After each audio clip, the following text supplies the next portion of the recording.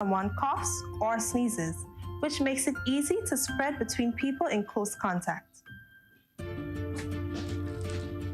Now let's get prepared to stay healthy. To reduce your chance of catching or spreading COVID-19, practice these simple everyday preventative measures. Droplets can also land on surfaces, so ensure that you wash your hands frequently for a minimum of 20 seconds or sing the happy birthday song twice. Avoid touching your face, especially your eyes, nose, and mouth. If soap and water are not readily available, use an alcohol-based hand sanitizer with an alcohol content between 60 and 90%. 70% is ideal. When you cough or sneeze, cover your nose and mouth with a flexed elbow or a tissue. Dispose of the tissue immediately and then wash your hands. If you notice someone has a fever and cough or other symptoms of respiratory illness, avoid close contact when possible. Let's all do our part to ensure that each and every Grenadian remains healthy. Our health is our collective responsibility. My enemies' walls are bound to crumble, and to the floor their spears will fall. I've been made and sealed with love, but time to battle, I'll fight them all. I felt the whips and remember chains, but my sword has been forged by my father's flames. Fight your fears and heal your pain, and victory will be in your name. I used to be weak, but I'm not weak no more. I found the strength of my ancestors deep down in my African core. I used to be frightened, I'm not afraid no more. The Father blessed me with the heart of a lion and a warrior soul. So no weapon that form against I shall not prevail, and no man that rise against I, that war they shall never win. 'Cause I will conquer, oh I will conquer, yes I will conquer them. Come on, let's conquer, oh I will conquer, rise up and conquer them. Tell them no retreat, no surrender. I shall fight till the end of days. I was born as a Makai warrior, and the Almighty God my blade. Fire burn all Satan carrier. Father loose all shackles and chain. This morning first thing as I wake up, King David turn some to the brain. Don't let your courage go down, keep it up. And if your heart rip up and stitch it up, don't let your faith them fall, pick it up. When my cup was empty, God fill it up. Don't take the devil contract, rip it up. And if your bad mind people to go meet it up, pass me the Congo drum and let me beat it up. God on my side, me no give it up. So no weapon that form against I shall not prevail. And no man that rise against I, that war they shall never win. 'Cause I will conquer, oh I will conquer, yes I will conquer them.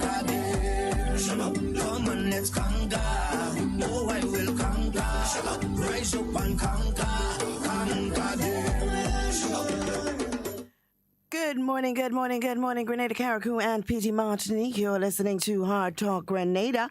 A very special good morning to those of you joining us on the various radio stations, 97.5 CitysoundFM, 89.5 CRFM, 91.9 and 91.5 RealFM Radio, 92.9 Cicero Radio Broadcasting from Hillsborough, Carriacou, and 94.9 We Noise Radio out there in Brooklyn, New York.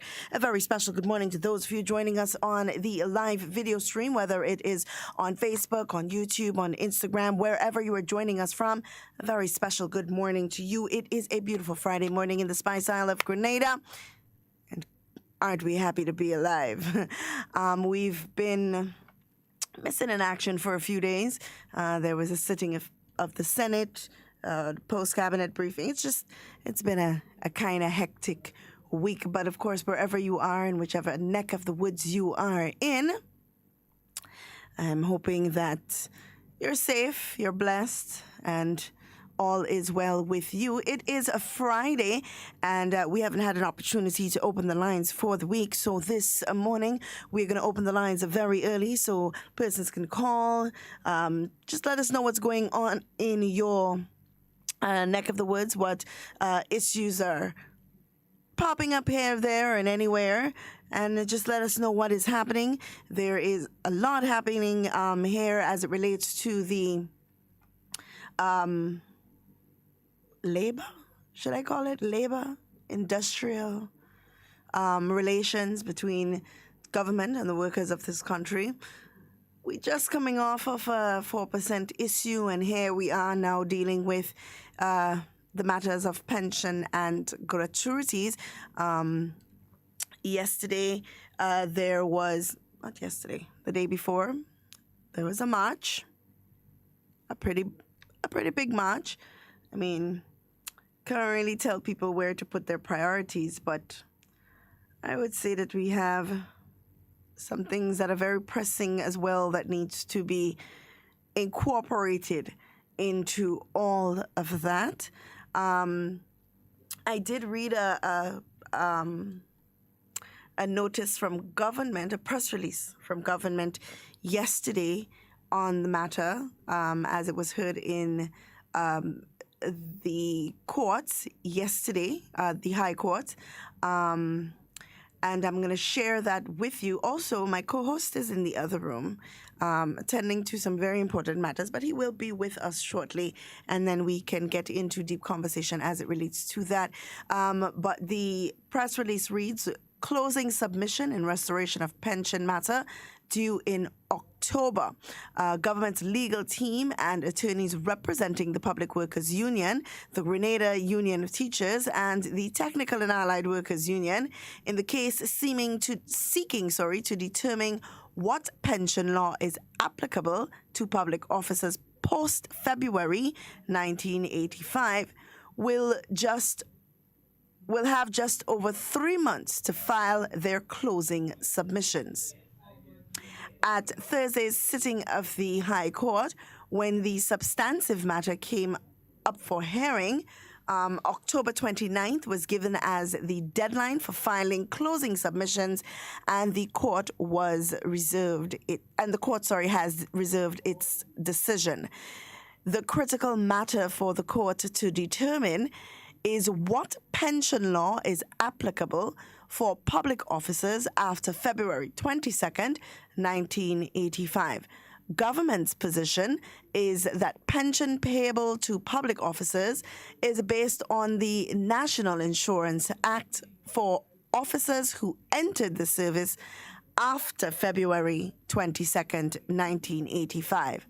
As such, retired officers who started in the public service after that date are paid pensions in accordance with the NIS Act.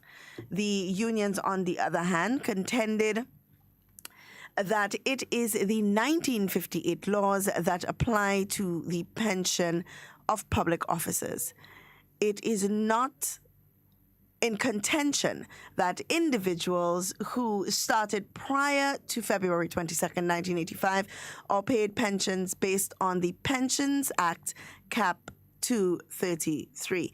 The government's Pension Engagement Committee, in its negotiations with trade unions prior to the matter being taken to court, proposed a top-up of the NIS pension payable to ensure that no public officer went home with a pension less than 70%. So there we are, as that matter has been taken to court, and the courts, the law, the lawyers, the judge, they will decide which law governs how pensions should be paid, and if pensions should be paid. I definitely want to follow closely to see, how this pans out, how we move forward in dealing with this matter. And once my co-host gets here, we'll get into more detail as it relates to that. But some very interesting things have been happening in the field of vaccination and COVID-19, not just here in Grenada, but in the Caribbean, in the region as a whole. Some islands are really battling with COVID-19 and dealing with the effects thereof. Barbados has recently recorded 3 variants of COVID-19 in their country. Yesterday, they recorded 17 new cases. They're currently under some very heavy restrictions as it relates to their socialization, what they can do, how they move, what events they can have. And that was a country that not too long ago made mention that they would like to have their crop over at a very, reduced kind of rate. And now they're seeing that really may not be a possibility. All events that were carded, they have been canceled. Social events have been canceled.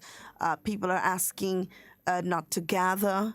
And if you must gather for things like funerals and churches and weddings and so on, you can't gather in more than 100. So it's really a difficult situation for a lot of individuals. And here you have it. People will continue to suffer as a result of it. Because the more spread you have, it means that the country needs to impose stricter protocols in place. And that does affect not just the economy of the country, but individuals' economies as well. Your pocket is definitely going to be affected by that. So we really need to sit and we need to analyze and so on what we're doing. What is our plan? Am I doing this thing for the right reasons? Have I listened to logic? What are we going to do?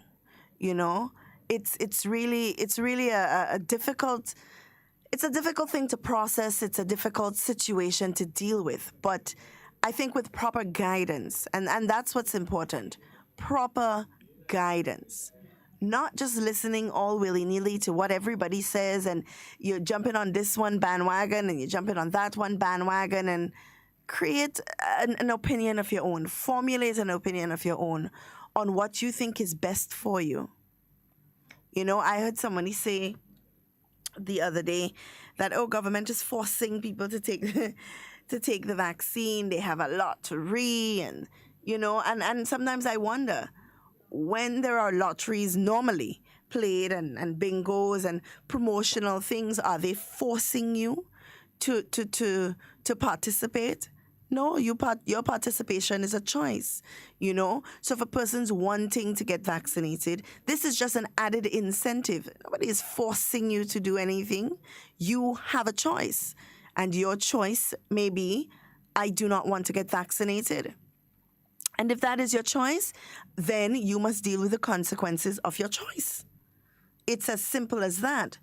And we have to understand that. Life is not as easy as we think it is. Things are not as black and white as it may seem. We don't get a free pass on every decision we make, consequent free. Because that's what life is about. We make choices. We deal with the repercussions of those choices. Whether the choices benefit us or whether we think it is not beneficial to us. We make our own choices. So if you do not want to get vaccinated, that is your choice. That is your, as you say, your right. And you are exercising that right. But you must deal with the consequence that comes as a result of exercising that right. So we have to be very careful in we have to be very careful in exactly what it is we're doing, what it is we're saying, what message it is we're trying to send out there. You know, government has recently changed some of the protocols as it relates to entry into the state of Grenada. Now, only vaccinated visitors will be allowed. I remember there was a time when we were saying, oh, well, lock down the airport, keep everybody out, and let's just exist in Grenada. We don't need anybody else.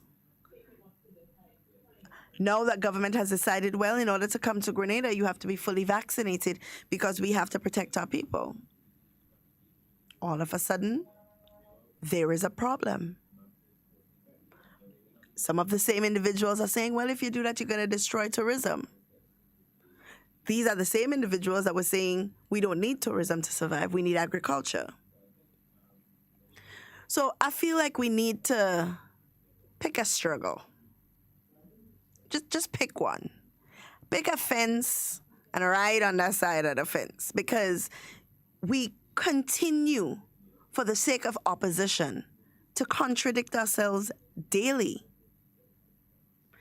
Today you want something when it's given to you because you feel like you have to be on the opposition side. You ain't want it anymore. It's no good. We got to pick a struggle. We have to decide what is important to us as a nation. How do we get from point A to point B? We have done a marvelous job in terms of dealing with COVID-19. We've only had one death, one too much. We've had 160 odd what cases. We have had no real concern as it relates to a massive outbreak of COVID-19 in our country. We have been able to go back to socializing on a smaller scale. I don't think we understand the amount of blessings that we are receiving. I feel like we're more focused on what we are not getting, and we're not too focused on what we have already gotten.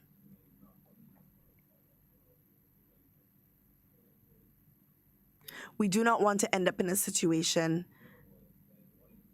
as Trinidad and Tobago, St. Lucia, even the BVI, now struggling with COVID-19, dealing with the effects of an outbreak.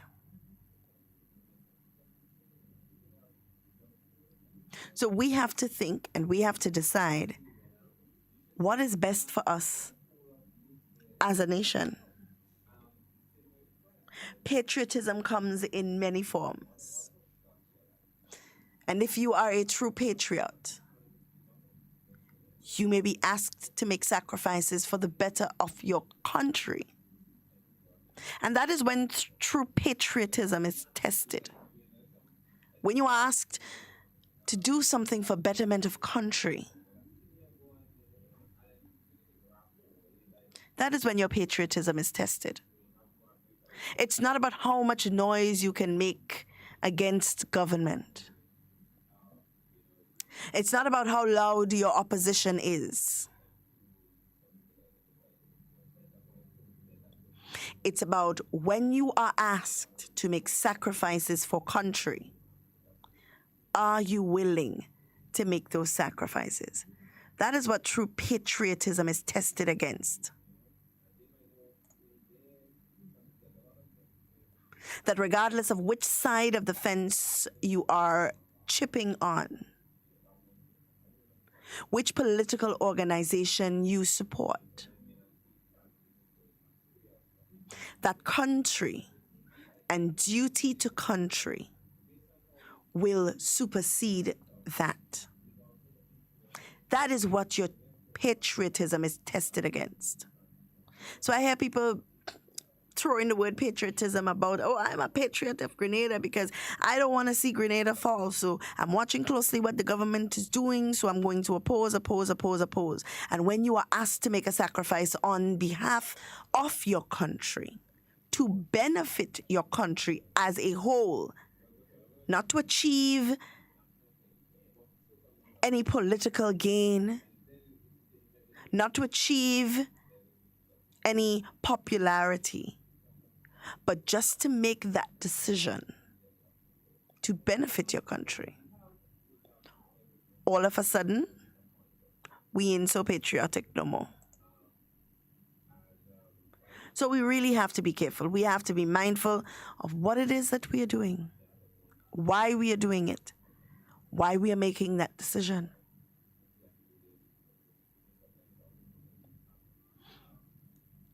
It's like the hotel industry.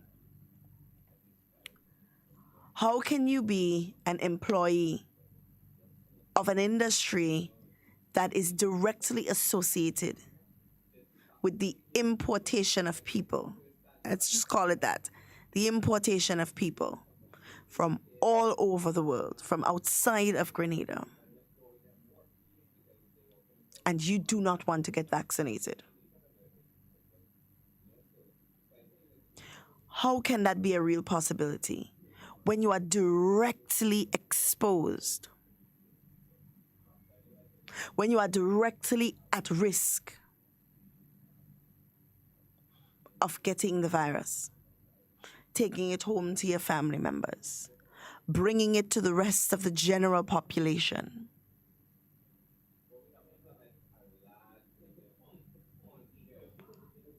How can that happen? And how can we as a people sit and not rationalize these things? How can we not understand the importance of every vaccinated individual within the state of Grenada? Each person, each unvaccinated person is a risk to every vaccinated person. And some people may wonder, well, if you're vaccinated, what are you worried about? I am worried about you being the host of the mutation that may take my life. That is what I am worried about. I am worried that your selfish decision can affect me. That's why I'm worried. I am worried that your selfish decision, for lack of information, reasoning, logic, can affect the life of a Grenadian who by no other means can get vaccinated. And that's why we talk about it. That's why we talk about it. So that people can understand that this is not just about wanting you to get vaccinated. It's about needing you to be vaccinated. And we all learn about wants and needs in social studies. It is a need. It's not a want. It's not something that we could do without. It is a need. We need people to get vaccinated so that we remain safe as a country, so that we can thrive socially and economically as a people. Because if all you think things hard now, just give it a few more months. Because we are looking at things locally and we not bothered. We living good. We ain't had no COVID. I could jump on a bus full of people without my mask and I ain't not bothered because we have no COVID in Grenada.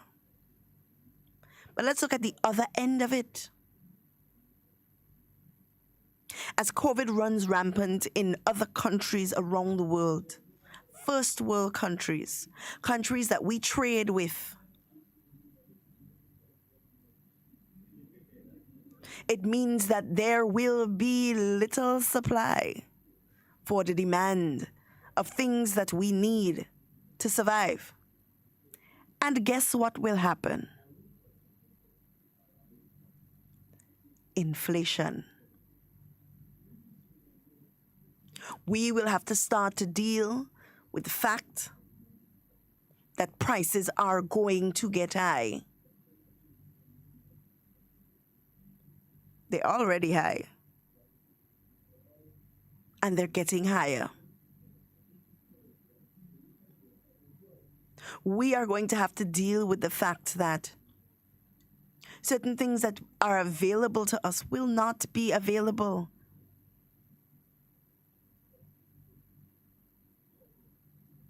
So every person that chooses not to get vaccinated is contributing to things getting harder, not just here in Grenada, in the world at large. Every time and every day that you decide that you will not get vaccinated, you are contributing directly to things being difficult in the world. And maybe not unless it gets to your doorstep would you understand.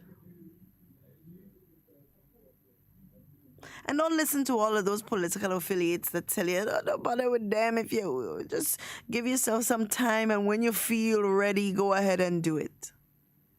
They have already been vaccinated. Because for some of them, it's not about getting Grenada back on track.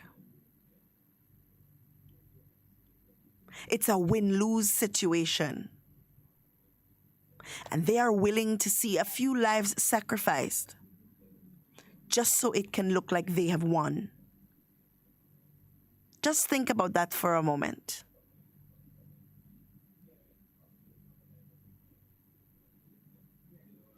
Someone on the live is asking, a nationality coming into Grenada, not vaccinated, how long do they have to stay? That protocol still remains the same. If you are unvaccinated, you come into the state of, a national coming into the state of Grenada, because if you are a visitor, you can't come. There is no question about it, you just can't come. You have to be fully vaccinated as a visitor to come into the state of Grenada. However, if you're a national, a Grenadian national coming into the state of Grenada, you are unvaccinated, then the protocol says that you have to be quarantined for 7 days and you will be tested on the 5th day.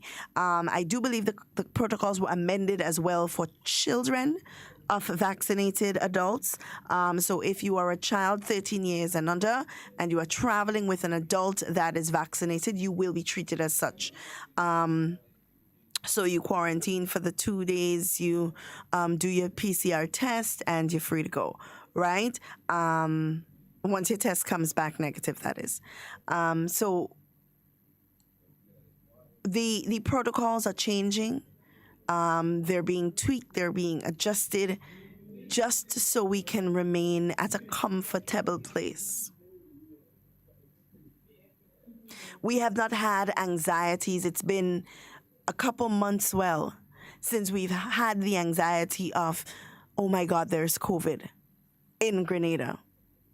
So we are taking for granted how blessed we are. We have not had the scare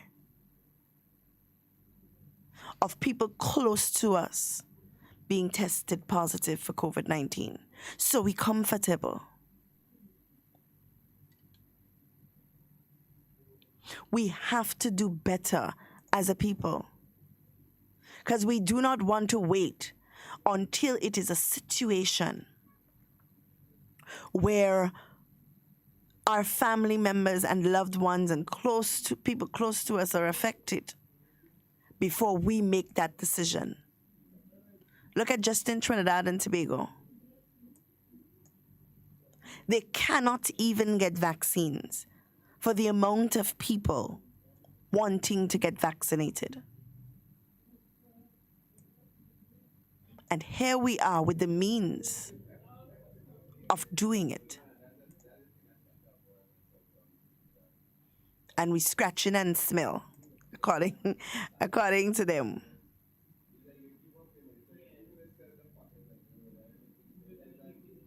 We scratching and smell. We waiting. We towing the lines, waiting for the Cuban vaccine. I don't think I'm really concerned about us as a people and how we follow international news, you know. I am very, very concerned.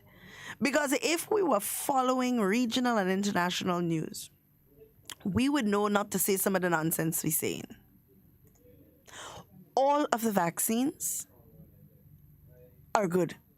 They all achieve the same purpose, which is ensuring that lives are spared.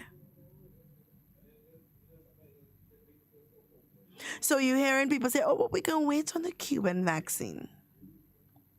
Do we know what is happening in Cuba currently with that embargo that they have or have had for so many years? Do we have an idea of what is happening in Cuba for us to be sitting down and waiting on a vaccine?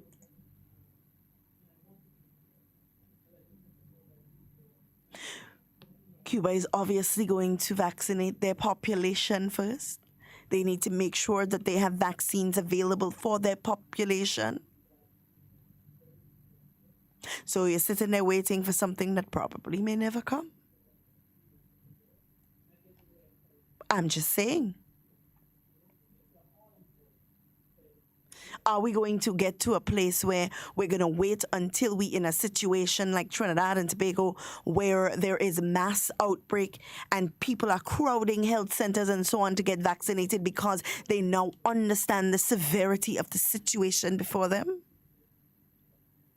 Are we going to wait until a few people die? Is that what we are waiting for? Before we understand how severe COVID-19 really is. Before we understand how one unvaccinated individual can change the entire scope of things for us as a nation, as a world. Can be that host of that mutation that just might be worse than the one before it. I don't think we even understand the gravity of what COVID-19 is doing and has done around the world. I don't think we understand. It's either that or we just don't care. And if we don't care, my goodness, we're in a very sad state. Not too long ago, the British Virgin Islands was enjoying. They were enjoying not having any cases, having some fun, socializing. No, just yesterday, they had 43 new cases. The day before that, 273 new cases. The day before that, 139 cases. And the day before that, 326. It just takes one person, one cough, one sneeze to change the whole landscape of the COVID-19 situation in Grenada. One cough now. That's all it takes. Can you imagine that your life is dependent on a cough? If you live or die is dependent on if somebody else decides to wear their mask. And it's very troubling, especially when you look over the weekends at people feeling that it is okay to play weekend jab. Because I new culture now. We adopting things, man. Culture for so. So we playing weekend jab. We jumping up and we having fun. And we do not know what the person next to us is engaged in. We don't know if they invite a cousin from Trinidad to come in on a speedboat. Or a friend from St. Vincent to come across on a boat. We don't know. We don't know who that person interacted with the day before, 2 days before, a week before. We don't know. But weekend jab is so important to us that we're willing to risk we life for it. Isn't that something? When we have so many other social ills that deserve so much attention, we're spending we time focusing on the wrong things. We're spending we time just relishing in negativity and complaining and not understanding that we have a role to play in society to help build our society, to make it better. But what we could do? We could only talk, right? Guys, we're going to take a short break and then we'll be back with more conversation for you. Stay on. You're listening to Hard Talk Grenada via www.hardtalkgrenada.com.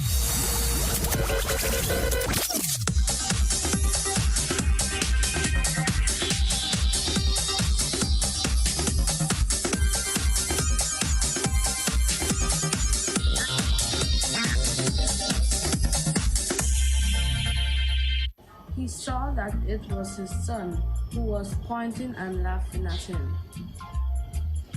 Hi, I am Emmeline Pierre, Public Relations Officer of the New National Party. Making important decisions always difficult. But I made the wise choice to take my 2 COVID-19 shots. In making important decisions, it's always important to go back to the why. Why did I take my shots? I took my COVID-19 vaccine shots to protect myself and to protect everyone around me.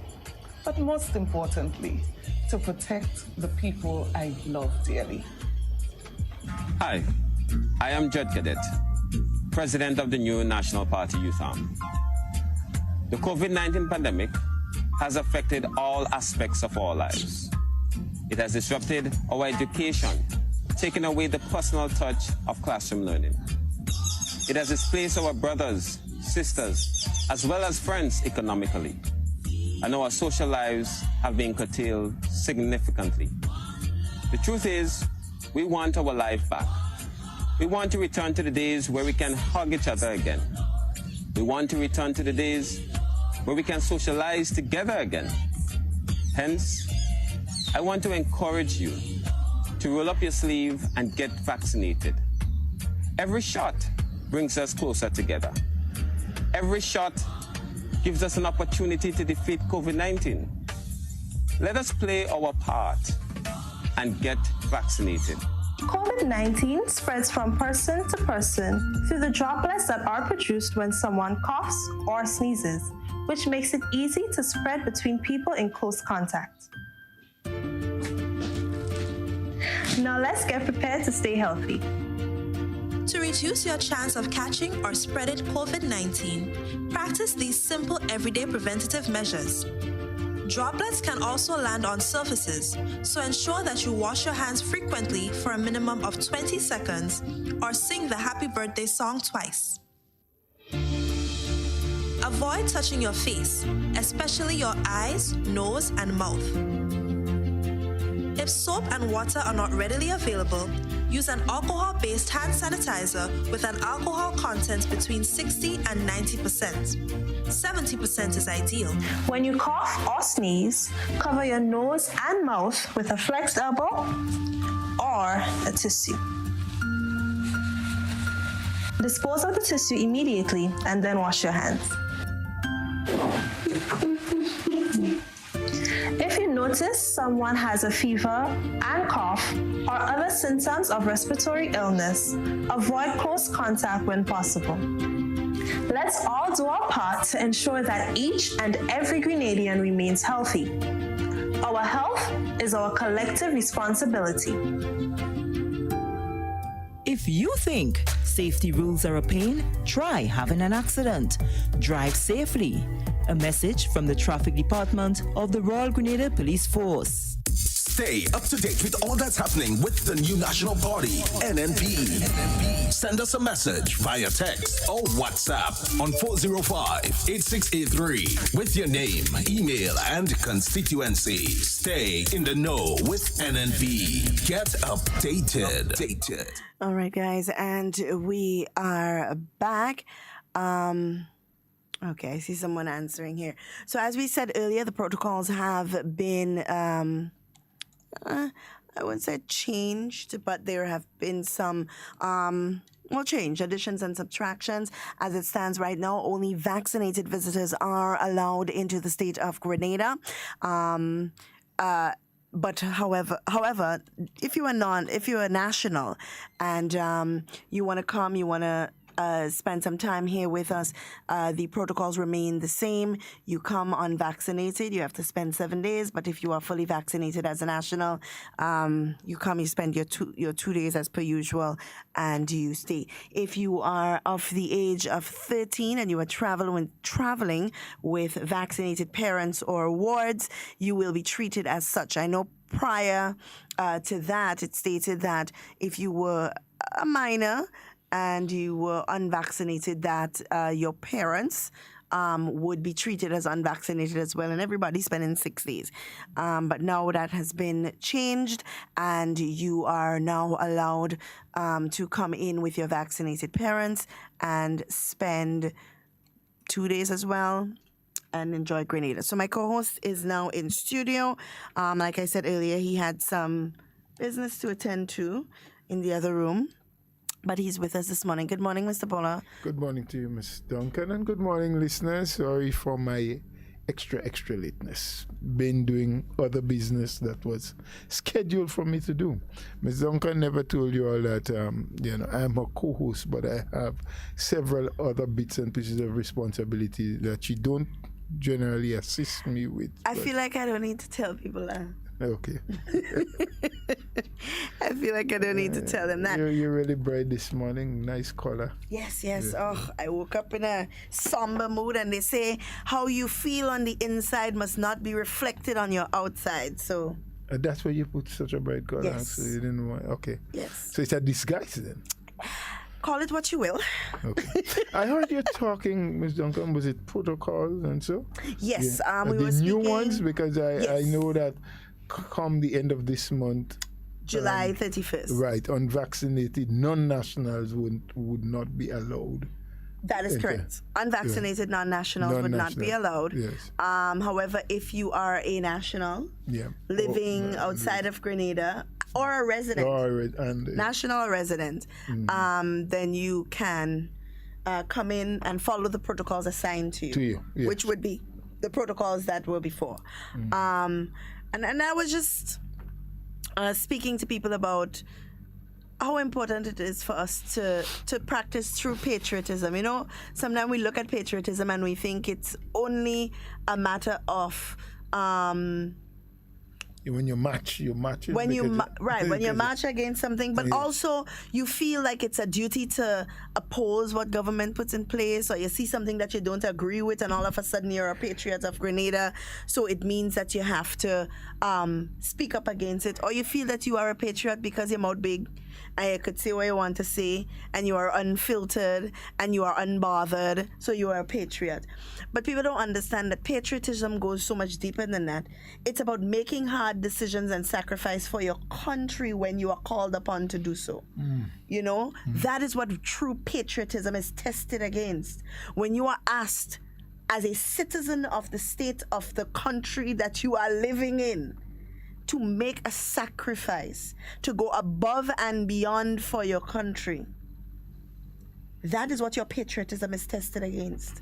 I hear you. Have your patriotism ever been tested, Ms. Yes, Duncan? yes. Okay, good. Yes. Good. I've been asked to be vaccinated to protect myself and to protect the people of the state of Grenada, to help our economy to stay afloat, to help us to get back to a place where we can be a little bit more comfortable than we are now. Okay. I was asked to do that as a citizen of the state of Grenada. My patriotism is tested there. The decision I make doesn't just affect me.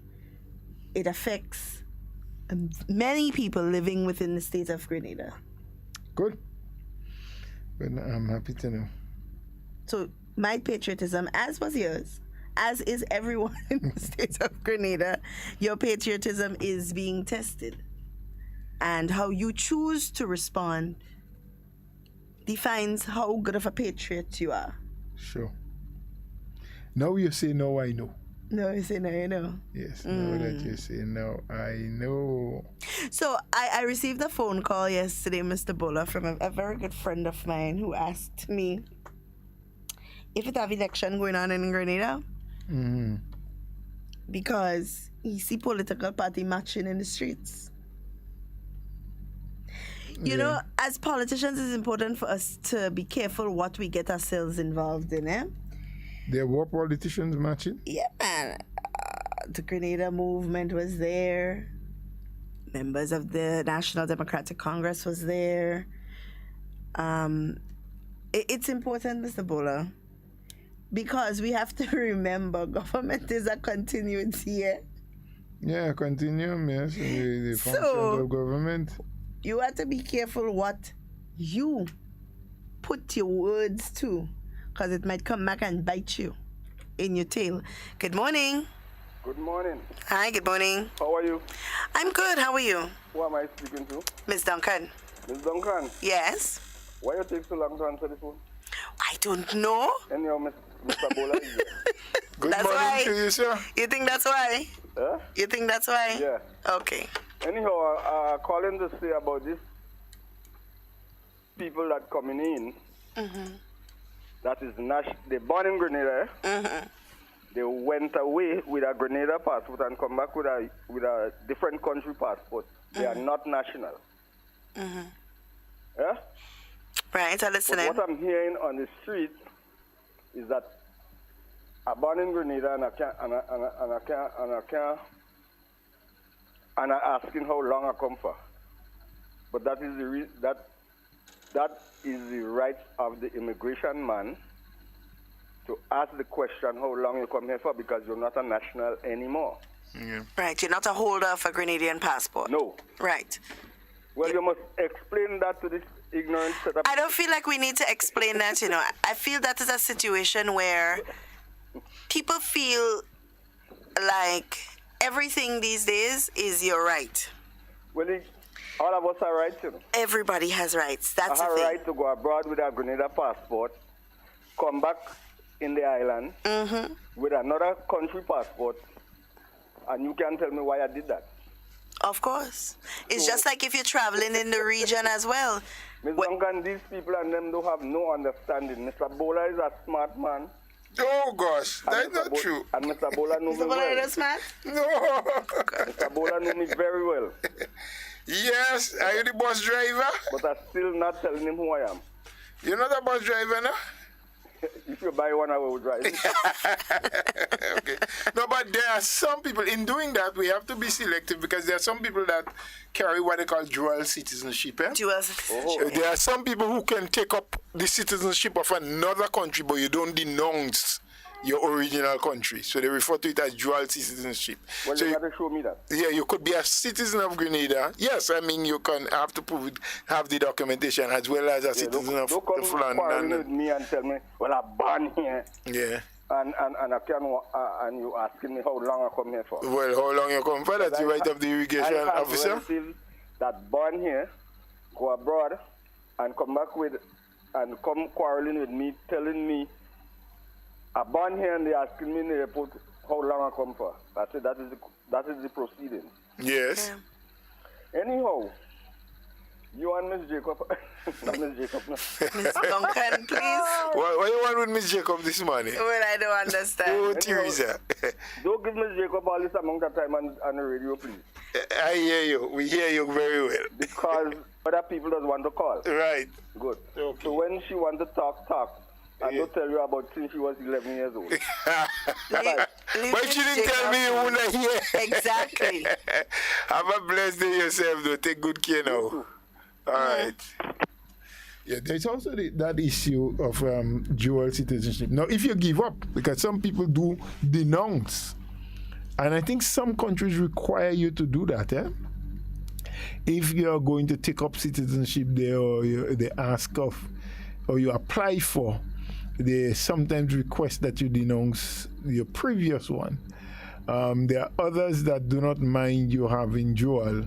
So you are a citizen of your country of origin, you remain that, and you can get citizenship in their country. So, we have to say for that. But I think it is the right of the immigration officer to ask anyone who is coming through at the airport or the seaport how long they intend to remain in the country. If you're returning, as a returning national, you let them know that. Yeah. We have a call on the line. Hello, good morning. Good morning, Miss Duncan. Good morning. And good morning, Mr. Bull. Good morning, sir. How are you all doing today? Well, for now. Yeah, and good morning to the listening public. Yes. And viewers as well on Facebook. I just tuned in a while ago. I just come on the program. I had something to mention which I would have called about, but I just heard Miss Duncan was saying that there was political organizations, the QGM and the NDP mentioned that there was in the protest for the gratuity and pension. But Miss Duncan, what I want to ask you see that as something wrong by the CGM and NDC going in solidarity with the workers? Do you see anything wrong with that? I'm not saying it's wrong. I'm saying as politicians, we must be careful. You see, you don't want to give people or the nation false hope, because government is a continuum. You are looking on the outside at the situation and saying, oh, well, this is what they deserve. And very much so, they do deserve it. Right? You can stand in solidarity with them. But to go out there and make the public feel that some great wrong is being done to them because of something that the current administration has done wrong, that is where the problem sits. Because government is a continuum. This administration may not be in the seat of power in the next next election or the election after that. Yeah. They must now face the people. Yeah, and there have been past where the NNP get involved in match as well, you know that. The NNP when they was out of power, Yes, the NNP did match. I can answer that because I was part of the match. Yeah, the NNP did match, not part of a group organized match. The NNP organized their own match to highlight different issues. So when the health situation was dire and going down the drain, the NNP did bring out its membership and say, let us march to bring recognition to the government that we need to do more and different things like that. What happened the other day is a different kind of match. You had the workers now, and they got involved. And Ms. Duncan didn't say they shouldn't. She said they need to be careful. Because the very things you're marching for, should you go in government, are you prepared and in a position to take on and to bring to fruition the things you march for? That's what you were hitting at. I just wanted more clarification. Okay. But my point also is that I ain't see nothing wrong in political parties coming to in solidarity with case like that, you know. No, we didn't say anything was wrong with it, you know. Yeah, I know, but she said they have to be careful. Yes, and they do. They do have to be careful because you see, it's all a matter of what you hope to achieve by doing what you are doing. Now, as a political party, your hope is that these individuals that you support will support you in the next upcoming election that would put you in the seat of power. Now, personally, how I see it is that you are using a situation of contention between workers and government to put you in a place, or an advantageous place when it comes to that kind of support. Now, the question is, when you are placed in the seat of power, will you be able to do what you are asking this administration to do? Time will tell when they're in there. Okay. Let's leave it to that. Economy. Yeah, okay. Physical policy is on how they manage. You know? Yes, but yes. Let's go to the next point. Mr. Bowler. Sir? Since that you was a past MP, yeah? Yes. And a past senator. Yes. Executive member of the NMP as well. Yes, all of what you're saying is true. You have a lot of information. And one thing... Well, I have some information, not a lot. One thing I must respect you for, Mm-hmm. Mr. Philip the other day, Gabi from Monkey mentioned that you use the most, he used a word, and I say, he may be right. Use the most, something... Well, he said the fastest growing politician, right. Yes. Oh, the fastest growing, I thought was the most neutral. And Mr. Bola, I admire that about it. Because Thank you. whenever you come to Mr. Andre program, I listen to you a lot before over the years on Andre, and you have a lot of information, which I admire for you. Do a lot of reading, you spend time, you get information. As a politician, you improve. And you used to be a bus driver, you know. Of course I used to. That's how you start out, you know. No, that's not how I start, but I used to drive bus at one time. And then I know you're on a truck going around the country. You see me as a little boy, you sit in front of the truck. Yeah.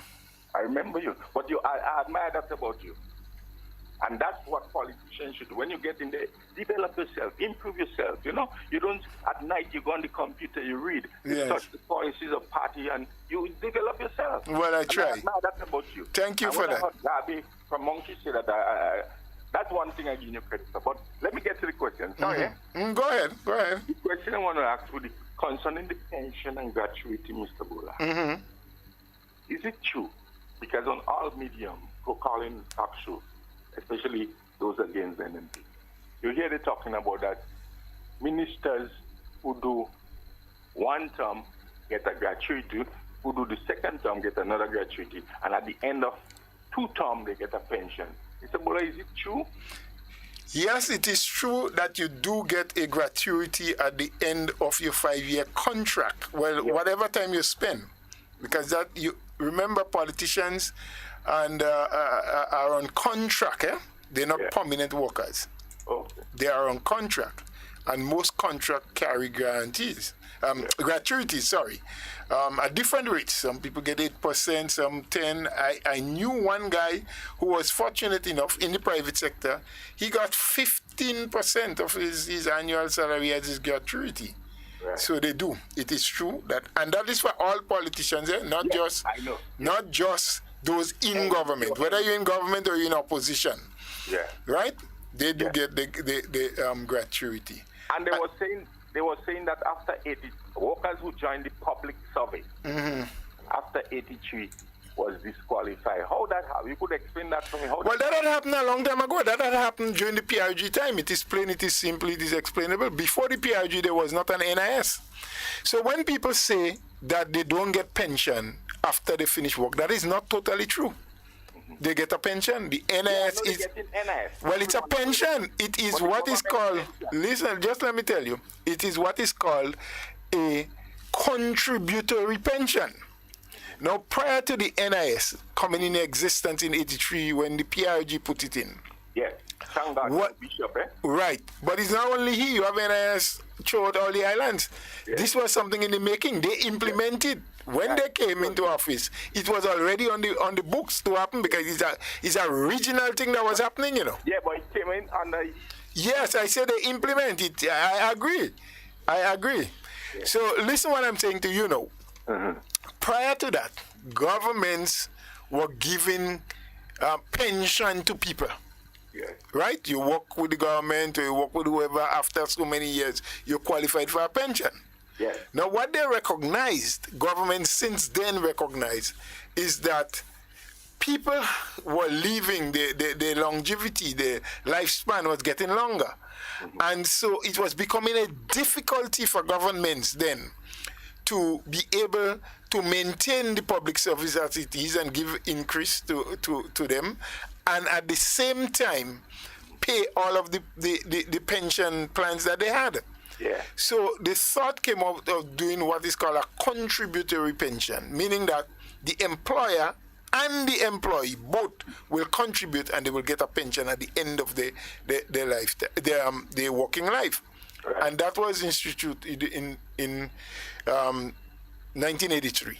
And when the NIS came into existence, they abolished what was called the Pension Disqualification Act, where they disqualified now people joining the service after that time from getting a pension from government. Well, so, I'm glad you explained that, and you need to explain that more often on the program to people so they could understand. Well, it has been explained many times, but you cannot do it too much because people need to know. But that's the talk in the air now, you know? Well, it's been around for a while. The thing is, it was not the NNP government that took away pension from people. It's something that happened since in 83. And so what happened in recent times that sparked this thing up again, because nobody was bothering it. Everybody knew, well, okay, we ain't getting pension, it's only WNS.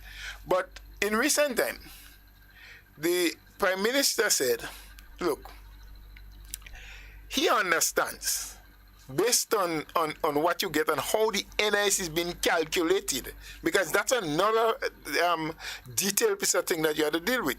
Because you pay and you must make at least 500 contributions before you are qualified for a pension. If you make less than 500 contributions, you will get the same thing they call what they call a lump sum or a gratuity. At the end of your working period, they give you a sum of money and that's it, because you did not make enough contributions to get a pension. You get different rates of pension based on the amount of contribution that you make. So the Prime Minister did say, with his team, they discussed, and they said, well, look, what people get as NIS pension is still small. So we need to do something about how we can help. So a new bit of legislation must go in place. And what the government was prepared to do was to add to whatever you were getting from the NIS, add to it to bring it up to 70% of what your salary used to be. So for example, if what you were getting from NIS is 50% of what your salary was, the government would put an added 20% to that to bring it up to 70%. So in other words, if you were working for $1,000 and the NIS is giving you 50% of that, you will get $500 at the end of the month from the NIS. So the government is saying, let's bring it up to 70. So the government would add 200 to it. So the government did that? No, it was not implemented because the unions do not agree for it.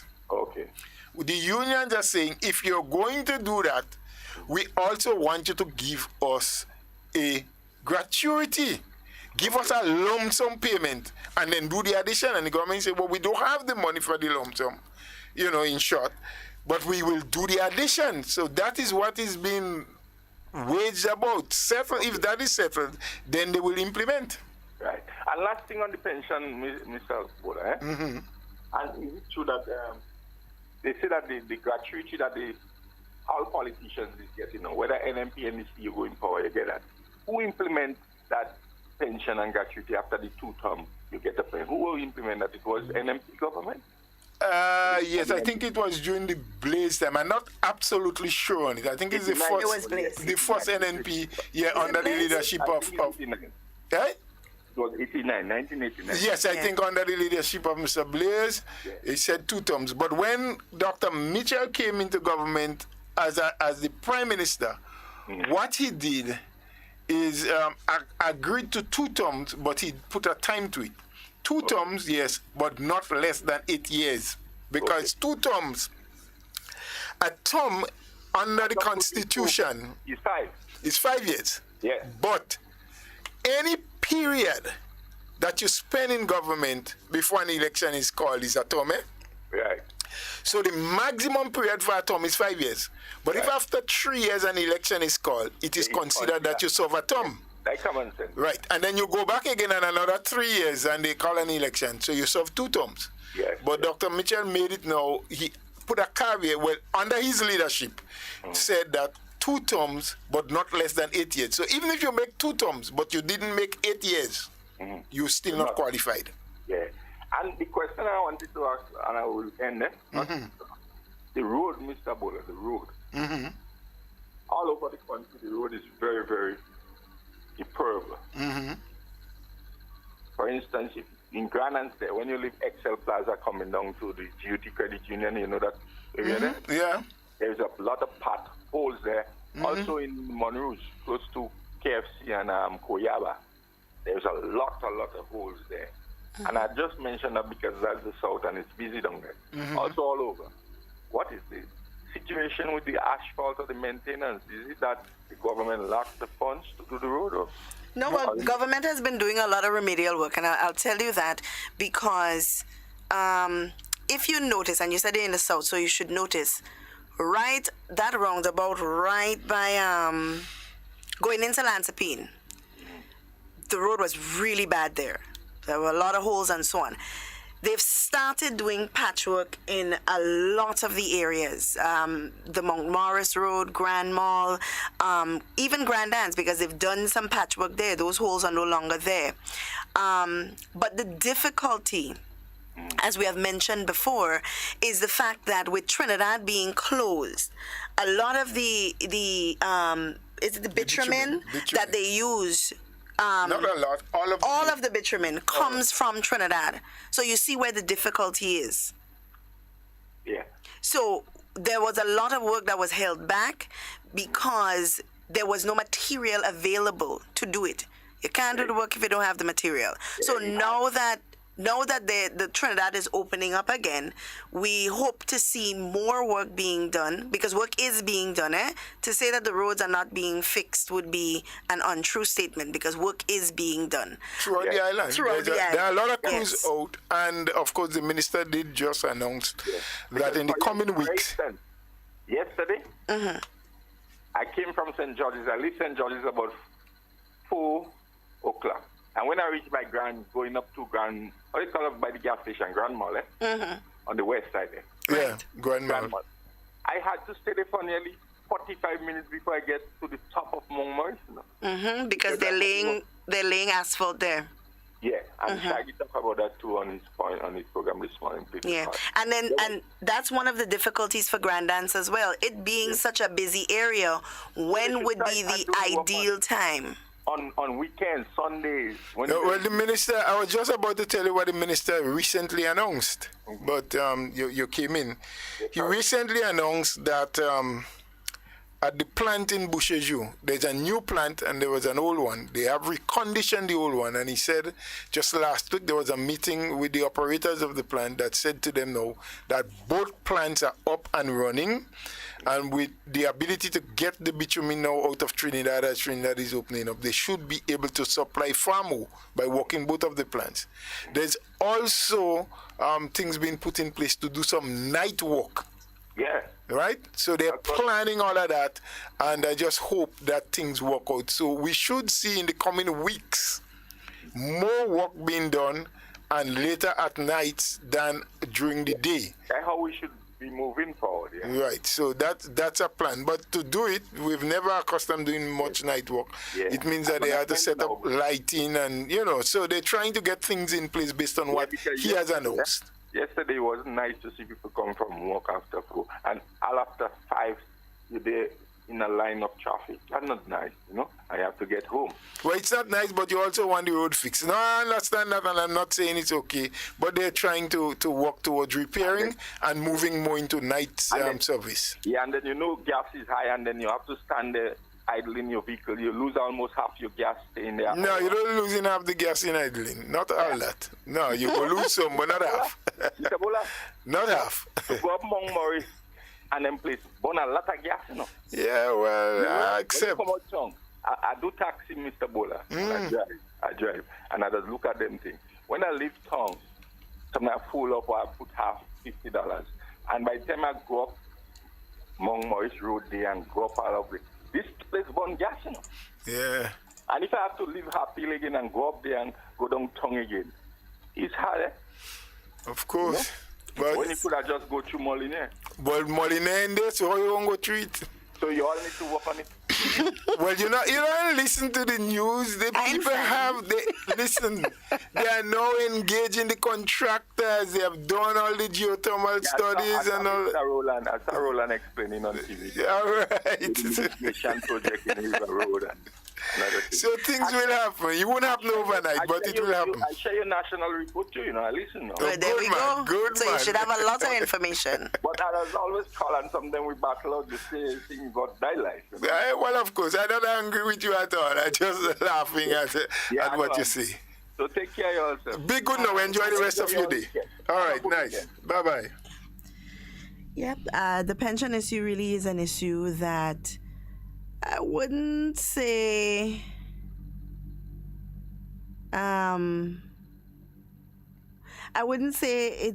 it's a contentious issue. I think it's an issue of understanding, people understanding what has happened and so on, because there's a lot of finger pointing and blaming going on, and nobody's really taking time to understand what has happened and how we move forward from that. Hello, good morning. Good morning. How everything? Good. Hi, morning. Mr. Boland, when I heard the abolition post talk about this government is anti-people. Mm-hmm.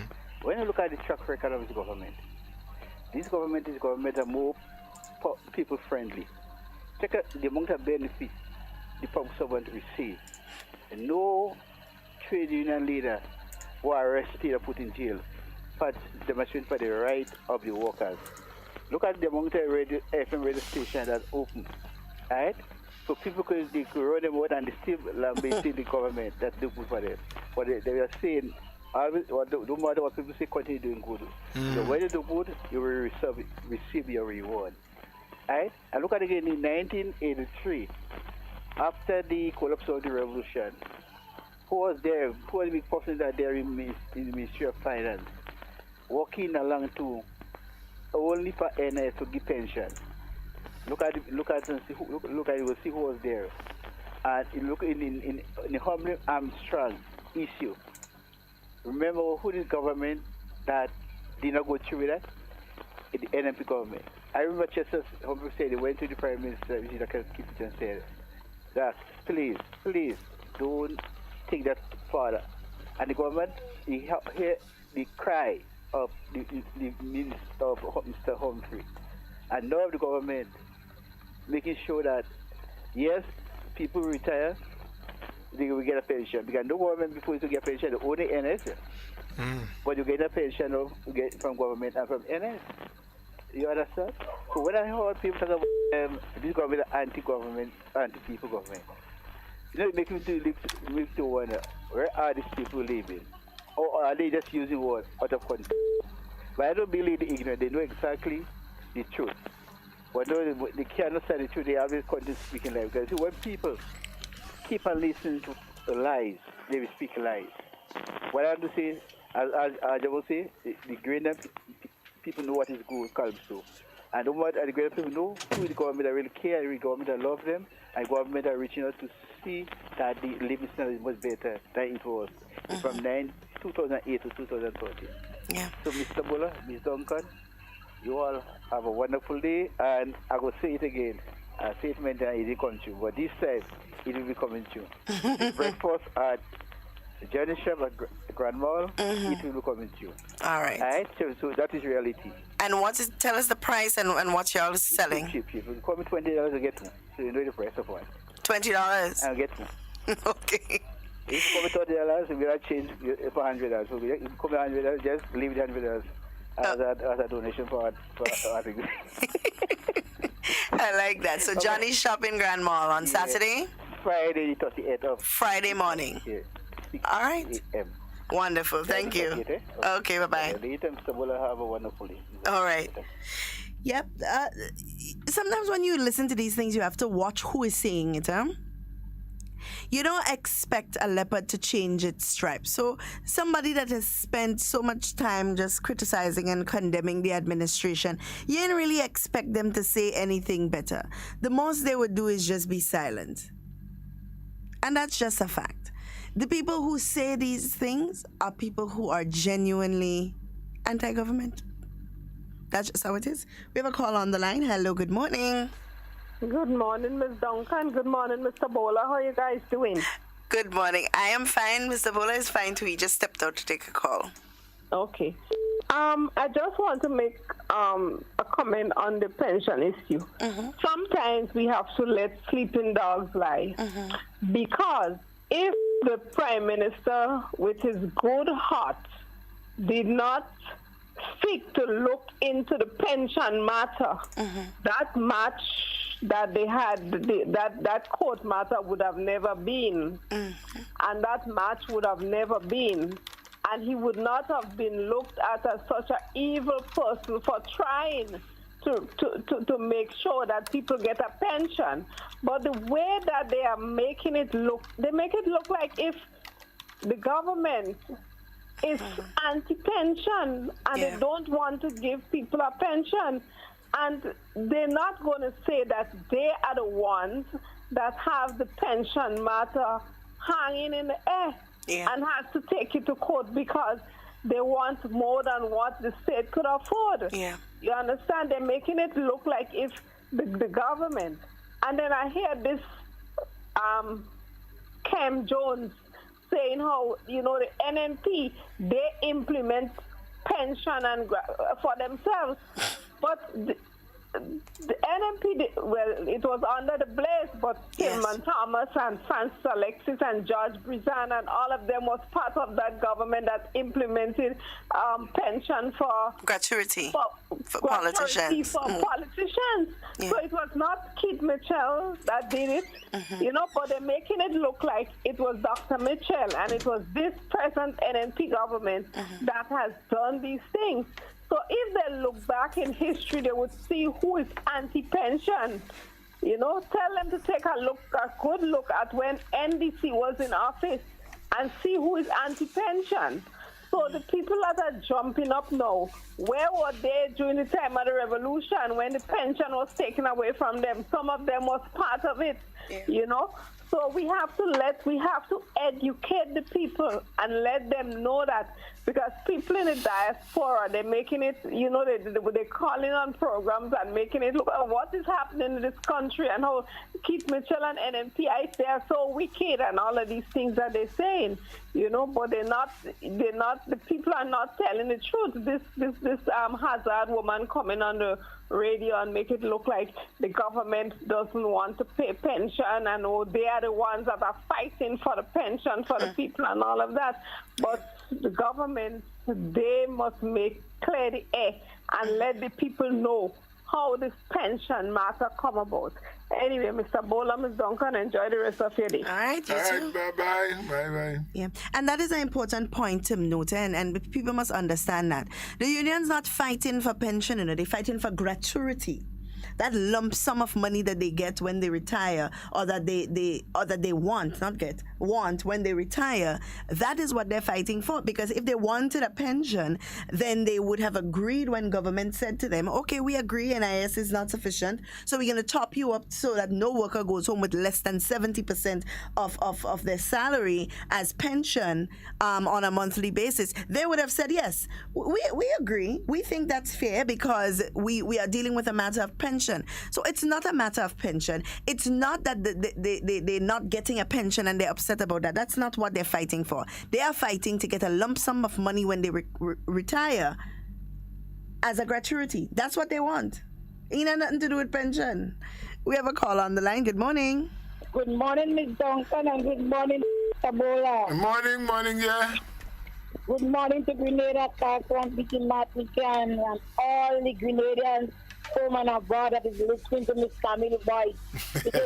I want to congratulate that rascal, Mr. Bola. Yes. Because I've been in Grenada when they sing this in the revolution time. Right. And as she said, a lot of them not jumping up today.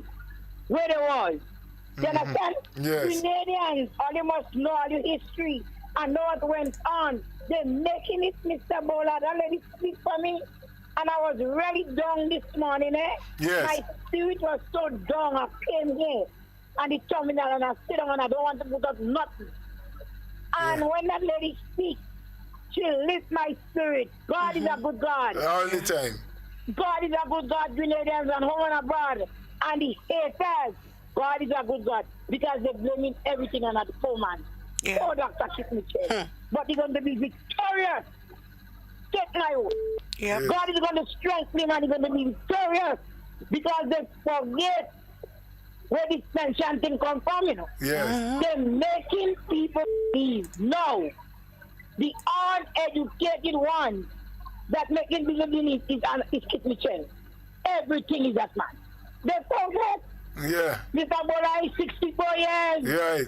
And I remember everything that went on up to this day. I might not understand everything, but I know. Right. And I don't take note. I have my little note. I don't follow the history of Grenada. Good. Very good. Then after that bad night, she talked about Miss Hazard the other day. And I listened to the news and Miss Hazard get on where she was. I don't know. The truth be the people. The truth be the people that don't know. Educate the people who don't know what went on. Let them know. But I don't get the boy, you know. Because God is not a dead God, He's a living God. Dr. Kit Mitchell, good morning. And I want to say something before I go. I want to say something. Yes, go on. I want to tell the people that passing and torment me and harass me about Kit Mitchell is a Moroccan. I want that young man to stop. Stop harassing me. It's not every day God dwell with people. And I will hit him a big stone. God, no, Miss Cammy. I will give him a big stone because he has something I cannot take no more. Because I will not leave my house to come in on St. George's to harass somebody every day. I know it's wrong. And that man coming like we are playing me little rent. Yes. And torment me. Because tell me about pension and I know he listen. And come and harass me and calling people Morocco. So I ask him please to leave me alone because Mr. Bola, I have 5 children. Yes, and they're big already. And it's big man and woman. I have 9 grandchildren. And a lot of people see me and they don't know. I love my children too much to get themselves in trouble. Right. So asking him to refrain from harassing me. I don't want no sympathy from nobody. Don't hit him. Give him the I don't want him police. to stop. I know I'm his foot. And they're using that to attack me to get under my skin. So I'm warning them, Mr. Bola, to hear, tell the others. But don't hit them. Don't hit them. Give them the police instead. Because the police don't do nothing for me. Because they say, they brand me, that I like confusion. Because I'm a plain person, I speak out when things bother me. Yes, I like my politics. Yes. I'm a Grenadian and that's my democratic right to speak when things is right and when it's wrong. Yes. Grenadians, some of us, Mr. Bola, is very hypocrite. Yes. They will never speak about the good things that is happening. Yeah. They only look at the negative. Yes. And they use that to attack the NP government. I want them to go in Bushaju and see the nice houses they call in Majwa. Right? When I go and live up there, I asked the NDC government was to fix the road for me, and in that time I was the NDC big supporter. And they didn't do nothing. They just drove and show some banners. Right now we have roundabout. Yes. Nice road. Yes. Nice houses. Thank Everybody God. in that village is well taken care of. Although you have some hypocrite one that get a toilet in their bathroom and they're still watching the Prime Minister and say he do nothing. Grenadians always talk that. A lot of people live to cars, kids, they tell them. Yeah. A lot of us, but the list to call his name. Yes. Trust me. Yeah. Anyhow, I want to say to Mr. Watts in America, and Dingo, and Sheldon Scott, and Patricia in Canada, and Ian, all the Grenadians that is listening out there. It's a lovely day in Grenada. I think kind of slow out here right now, but we hanging in there. We have a lot of mango right now. Yes. So we could suck mango and drink water. Good. And we have a lot of bread too. That And too. a lot of big jacks. So I don't know what else to say. We see trouble. Yes. Right? A lot of that. And I have little on sale. We have Zabuka on sale. And we have a lot of jeans. And I have a lot of speakers that helping us out. Somebody sending me from me to sell. Or you come and see what you could get to support Miss Cammy so I could pay me water bill and me light bill. Have a blessed day, Grenada. I love y'all. Take and care. I will continue speaking. I will continue speaking out. I don't care what none of you say. I don't care who call back to give me fire, me back broad. But are you getting 15-0 again? I'm asking God for that. Not mad. God asking. Because I know a lot of us are so people in this country will suffer. So asking God to give us 15-0. Have a blessed weekend. Okay. Okay. Take care. This individual is saying, good morning to all. I called a while ago to clarify with Mr. Bola and Ms. Duncan about the year, which was 1989. The time, pension, and gratuity was adjusted for the politicians. So the caller said that all the politicians were part of the 1989 NNP, which is true. That is not what the caller said. That is not what she said. What she said was that all of the people who are now making noises about the pension and gratuity were there during the revolution when it was being taken away from and being when it was being replaced with the NIS, and they said nothing. And she also said that 1989 government was blazed out. It was NNP. But we don't have any politicians, but it wasn't the politicians that were part was not the politicians of no. Well, Dr. Mitchell is still present. He was one then. I think he is probably the only one that was in that administration that presently still remains in Parliament. Yeah, so all of the politicians, were not. Well, I guess he probably means all of the politicians that are making noise now, even opposition, were part of that NNP in 89. In 89. I try to remember, see if I can remember some of the names. Yeah, we have a caller on the line. That NNP of 89 won 89 or 85? It has to be 85. 85? 85, yeah. 1985, not 89. 1985. Anyway, you have a caller online? Yes. Hello, good morning. Oh, yes, good morning to you. Morning, good sorry. morning. Good morning to the doc. Good morning, how are you? Quiet, how's everybody? We are okay for now, great. Have a good week. Now, I heard a conversation between you and a gentleman as it relates to rules.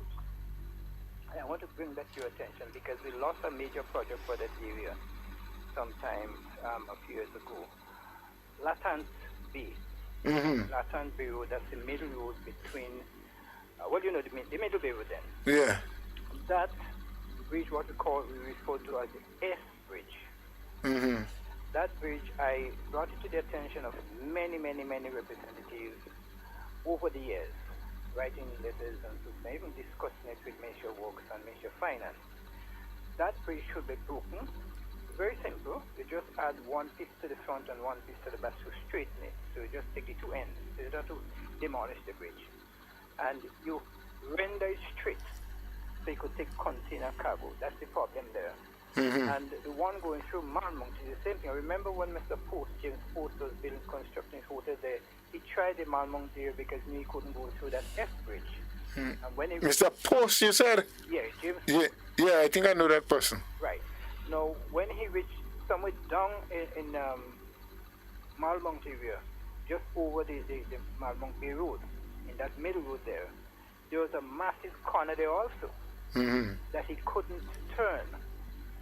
tried to do this and he lost the container. He tried to do it with a machine to lift it to take the corner, and it capsized. So he lost a lot of things from that container there. And eventually he had to bring the windmill there. He couldn't use any of the areas. He had to use the bay. He has to use the sea. Okay. To get the mail into there. So that bridge really need to be taken down because it's mitigating against serious development. I thought I would bring it to your attention too because you in Parliament now you'll be able to bring it to your colleagues. And the other area is a quarry. I think we should have, based on the government program, because they'll have to do a lot of work up the St. Davis area in not too distant future. We would need perhaps a quarry somewhere in St. Davis. I know they had one in Lambert Bridge. You may know that. Lambert Bridge in Crucial there, and the Lambert Bridge area. They had that crusher there, and that used to supply aggregates for the area of St. Davis and part of St. Andrews, and maybe part of St. George too, which will cut down on the haulage from Telescope and even Mount Hartman.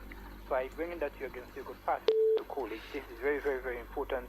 Okay. So we can have that area better developed. Because I think you're citing now that Davis is one of the potential area. Oh, it's a growing area. It has the space and everything, the land space. Yeah, taking what happening now in West Coast. And St. Andrews also because you're having problems with Grenville Port, which is on the sea level. St. Davis, I think, filling the gap.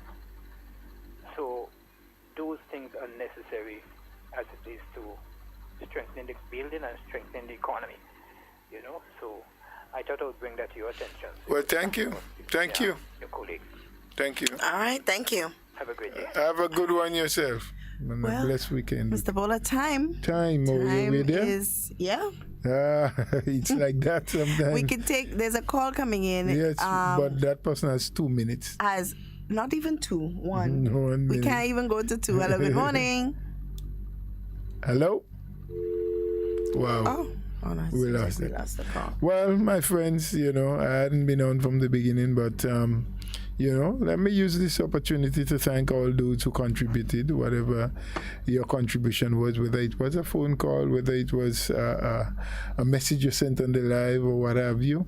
But as per usual, Hard Talk will deal with the issues. We'll continue to talk. We'll continue to try to bring the facts. We'll try to educate you. And if we are doing or saying anything that you know for a fact that is not the total truth, please give us a call, send us a message. We are always willing to learn and to listen. But hey friends, we are going into the weekend. It's Friday. It is. They say TGIF, not for me. It's Friday, but again, nothing. Some people like to be happy when it's a Friday because but for me, I nothing again. But anyway, I'm grateful. We've made it through the week. Thank God for that. We're going into the weekend. It's sometimes a time when people use to do a little hanging out, a little more social interaction. And I just want us all to remember that we're still very much in COVIDious days, if we can say that way. The pandemic is still very relevant. Yes. All our neighboring countries, they are coming up with more and more cases on a daily basis and doing their best to control it. We have had a really good run here in Grenada, thankful to the health workers and the government for the policies that they're putting and so forth. And we want to keep it that way. So I beg of us all, let us take care of ourselves. Let us be conscious of what is happening. Let us, as a people, go out there and not just take chances, but to do things correctly, be responsible, follow the protocols and do the things that we know is best and proper for us to do at all times, even when our friends may want us to do differently. We must stand up and say to them, while it might be a little difficult, let's do the correct things all the time. And in so doing, you will be protecting yourself, your family, and of course this country. Yeah. Have a good Friday evening and a blessed weekend, everyone. And before we close, I have a quick message from Miss Cammie from the live video. It's saying, Miss Cammie, don't let those haters of progress get under your skin, please. I still want to hear you and pray one day I will meet you in person. And that's coming from Cynthia. Guys, we have come to the end of our program for today. And as we say here every day, in whatever you say and whatever you do, be safe and be secure.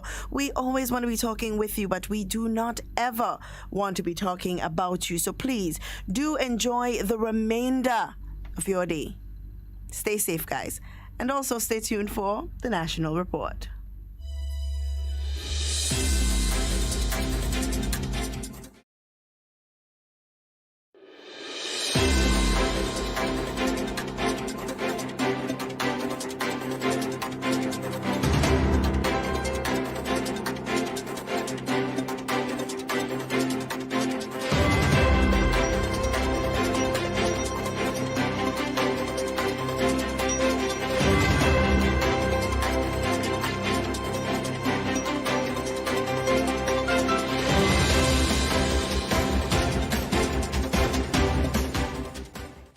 Legal teams representing governments and unions have 3 months to file closing submissions in pension restoration matter. We'll have details to this story and more in the National Report.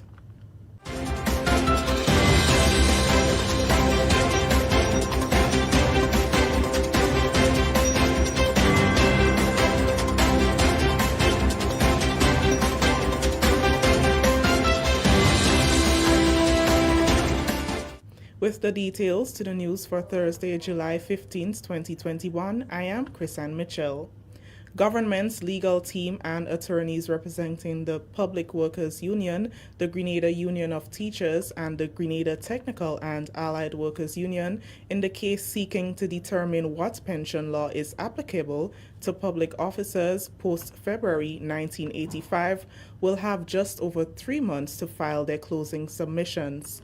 At Thursday's sitting of the High Court, when the substantive matter came up for hearing, October 29 was given as the deadline for filing closing submissions, and the court has reserved its decision.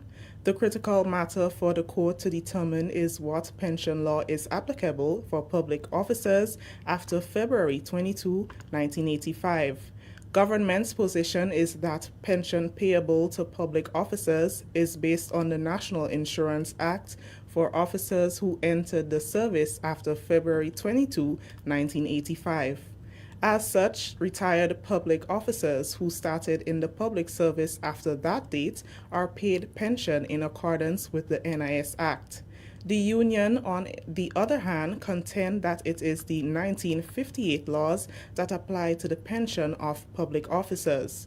It is not in contention that individuals who started prior to February 22, 1985 are paid pension based on the Pensions Act Cap 233. The government's Pension Engagement Committee, in its negotiations with the trade unions prior to the matter being taken to court, proposed a top-up of that NIS pension payment to ensure that no public officer went home with a pension of less than 70%. Minister for Infrastructure Development, Senator Norland Cox, says reinforcement will form part of the remedial work needed to remedy major slippage in the Molyneux area.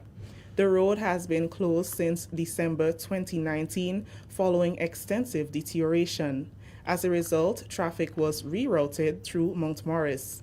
Senator Cox said the land slippage has presented a significant challenge for government with a negative impact on lives and livelihoods within the area and the West Coast in general. Based on the recommended option from the consultants, we are going to have reinforced concrete on the top side of this road. This road is going to go back more inland, and reinforced concrete on the top side of this road. And you have reinforced concrete on the bottom side of the road. And also a terracing of reinforced concrete go all the way down to the shoreline. That is, in a nutshell, what the scope will look like just for Molyneux here proper. Parliamentary representative for the area, Prime Minister Dr. the Right Honorable Keith Mitchell, also spoke to the issue and its impact on constituents. He says government, through the Ministry of Infrastructure and the relevant stakeholders, are working to have the project started to ease the pressure on all who utilize the Molyneux Road. that road, because of the tremendous problem that existed, that was created with the slippage, it requires an enormous amount of work. In fact, the funding that the British gave us for the whole Western Main Road, that area is taking about at least a third of that funding, and over $16 million will be spent to fix the road and to bring it back to where it used to be, because they were looking at all different alternatives, moving it closer to the sea or going and taking lands on the other side of Morris. But the decision was, the most cost-effective decision was building back the road there and dealing with the technical problems that was responsible for the slippage in the first place. Senator Cox, meanwhile, says all studies have been completed with suggestions and options presented on what possible implementation actions can be taken to remedy the problem. What is happening now is the preliminary designs are being prepared by the consultant firm for approval by the Caribbean Development Bank, who the funds are coming through, funds from UKCIF, but CDB is the implementing agency in this regard. So what we are really challenged with most with this road, and what this road has done, the impact it has had on economic activity, not only for the residents of this area who are very much disenfranchised and are hurting at this point in time. Businesses, some of the businesses, we see them at the bottom of the bank, and those persons' livelihood have basically evaporated. This is the National Report. The news will continue after the break.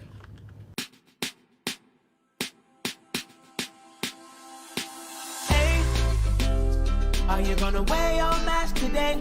You see everywhere you go. There are rules you got to follow, so don't you say COVID-19 will delay. Take the opportunity to save your community. Don't be that guy, put a mask on your face if you're heading outside. It's your life, my life, more lives will be taken if we don't try. If you feel any symptoms, call the hotline. Stay inside until you feel fine. 6 feet away every day. Keep COVID-19 far from away. Keep Grenada safe. Be COVID-19 smart. Welcome back.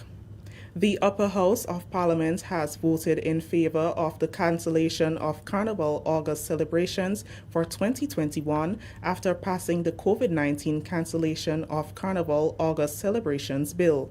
It was brought before the House by Leader of Government Business, Senator Simon Steele, who says this is part of government's obligation to protect the population and manage the spread of the virus. Senator Steele stressed that it could be just a matter of time before Grenadians begin experiencing the reality and the devastating effects of the virus. He warned that we must learn from what is happening in neighboring islands. The reality of what we face here in Grenada is if we continue along the path that we're venturing down, it is just a matter of time before what we're seeing to our south, to the east, to the north of us will be replicated right here in Grenada. We are not so special that we will be immune from what is around us. So the time to take collective action is now. And there is no more effective action right now than for us to vaccinate. And the cancellation of Carnival and the bank holiday is just another attempt by government to do what is responsible, what is right, to protect us, to keep us safe, and to protect our livelihoods. Senator Judd Cadet says while the move to cancel Carnival is not necessarily a popular one, it is in the best interest of the country. The cancellation of the Carnival event is government showing that it's a responsible government. It's responsible in its action, even though it's not a popular decision, especially among the young people. I'm not sure how the artists will feel about this. I'm not sure how the band directors will feel about this. But Mr. President, it is necessary, because if we have an outbreak today or tomorrow, Mr. President, 2 days of reveling, you want to hear people saying something else. We should have known, we should have done this, we should have done so. And so, Mr. President, I think it's important that we understand the serious consequences that can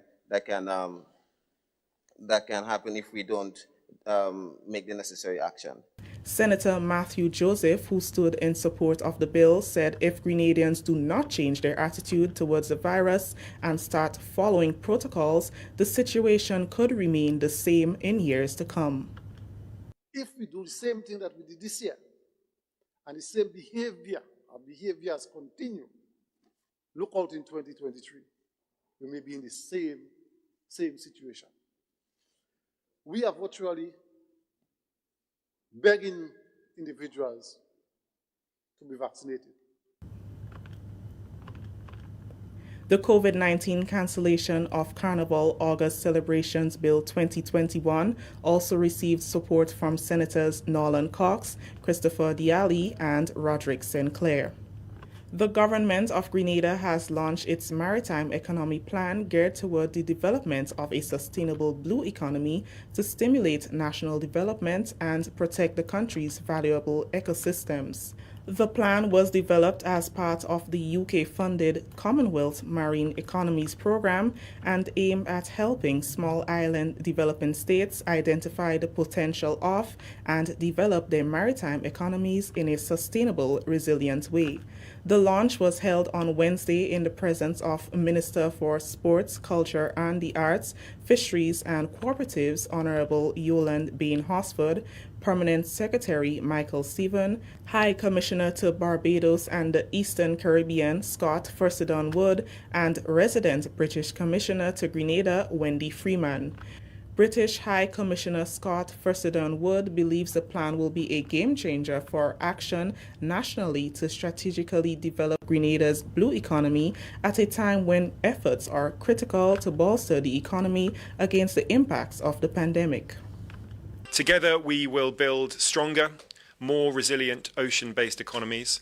We'll work together to be responsible stewards for the precious marine space around us. And, Minister, if we get this right, we can, I think, leave a lasting legacy for the generations that follow us. Minister Hosford says the plan is critical towards Government National Sustainable Development Plan 2035 and technological advancements. She highlighted the government's commitment to continued friendship and partnership with the UK government. The plan is compatible with the concept of the blue economy, which first emerged at the 2012 Rio Plus 20 United Nations Conference on Sustainable Development and recognizes the need to maximize the vast economic potential of the ocean while also preserving it for current and future generations.